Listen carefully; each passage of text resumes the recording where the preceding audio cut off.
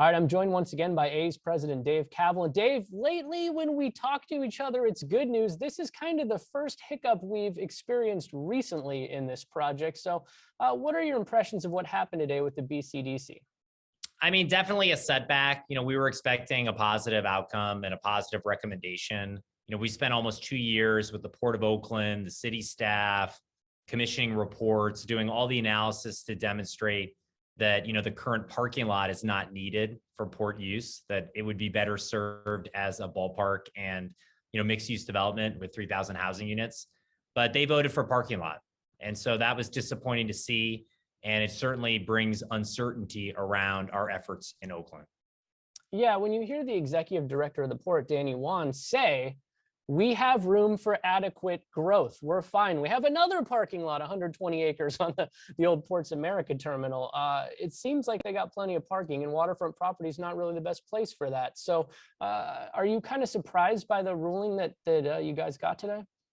Yeah, I was surprised. I mean, I was expecting to get a positive outcome. And I'm a little concerned because, this body, this advisory council, really influences the voters on the BCDC commission, because a lot of times they just defer to these recommendations. A lot of them are not as versed in like the day-to-day of port operations. So it's going to be a tall hill to climb to reverse over, basically to get a vote over their recommendation. It's something we're going to work very hard to do, and we need to do it because you can't get the project approved if you don't have the BCDC approval.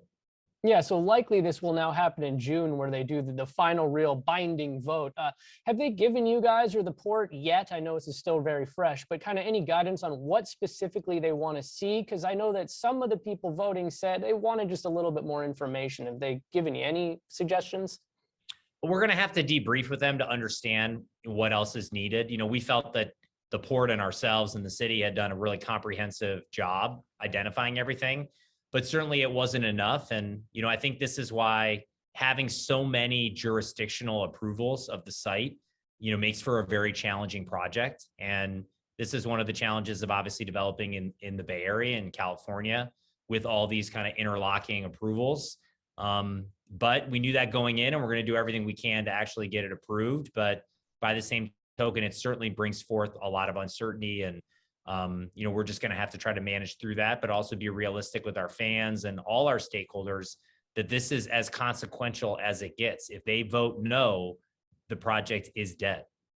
Yeah, and in fairness too, I mean, you're talking about building something on the waterfront. You got to get through the port, you got to get through State Lands Commission, BCDC, county, city, everybody has to be on the same page. So you knew what the work was, but the end result could be so rewarding. Now, I don't like to go down this road too often, the road of the parallel paths, but this does kind of suggest why you need that backup plan, doesn't it?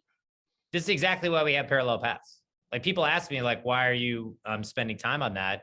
And it's because, we sat down with the commissioner's office, Rob Manfred, ownership, myself, and we said, hey, we really need to run the table in Oakland. We have an incredible visionary project. We hope it gets approved. We're spending $2 million a month to advance it, but there's still a lot of risk. And that's why we have our efforts in Las Vegas. That's why we're down to a handful of sites in the resort corridor. We made another offer on a site in the last week, and we hope to have a final site we can announce shortly so we can really engage the elected leaders there on a public-private partnership. And so that has a momentum of its own, and it needs that momentum because at the end of the day, we need a place to play. Now, Rob Manfred hadn't responded to my recent emails. Obviously, he had the lockout going on. But prior to this, I'd heard he'd been a little bit more happy with the process in Oakland. Has he seemed encouraged to you with what had been going on in Oakland post EIR certification? I think everyone associated with the project on every level, commissioner down, appreciates seeing progress, whether it's in Las Vegas or Oakland. Getting the EIR certified was an enormous accomplishment, one I'm very proud of. I was able to work with the city to make that happen. But I think what this shows us with the Seaport piece is this project is not over until it's fully over. You can't just say you have one interim approval and then that's, all the other things are going to come. You just don't know. And that's why we have to continue to push forward, work as hard as we can to get that final approval as soon as possible, while also having a parallel path and another option in Southern Nevada. I got two more for you real quick. Any updates on the development agreement, everything going along that front? Supposed to have a meeting tomorrow with the city where we kind of hear back from them on that. So that's actually a positive development. The ball had been in their court for quite some time, like several months, and we were kind of waiting to hear back. But this should hopefully advance things and at least understand what the gap is, because I can't really speak intelligently about how far we're apart, because I don't know where they are right now. So that'll be an important meeting, and we'll continue to drive that forward. And we'll redouble our efforts on this BCDC piece and try to come up with another strategy after the setback today. All right, so that's somewhat positive news. I know that has to get done fast, and we'll turn it real quick. I know you're down in Mesa, so quick negative news. It's a tough time to be an A's fan right now, and I know you take that on. And with Chapman gone, Olsen gone, and now this hiccup here, what is your message to A's fans that are just kind of having a tough time today? Well, I think more than anything, this is why we have to solve this huge question about our future and where we're going to play. And until it's solved, and until we have a new stadium to play in with, an agreement either in Nevada or in Oakland, we're going to have a lot of this uncertainty, and it's going to be really challenging. And we totally understand that, and we're very empathetic of our fans, and we've gone through this lots of times in terms of having to turn over the team. And obviously Billy and David have a tremendous track record of bringing back incredible prospects that we can turn into winning teams sooner than you think.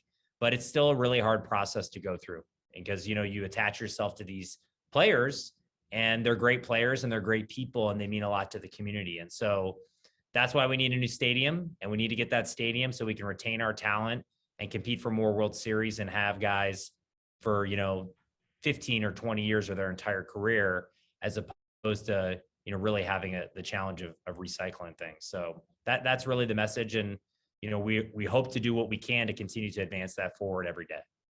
All right, Dave, I know it was a long day, a long meeting, and for you and I, it's just getting started. So I'll let you go now. Thank you, my friend.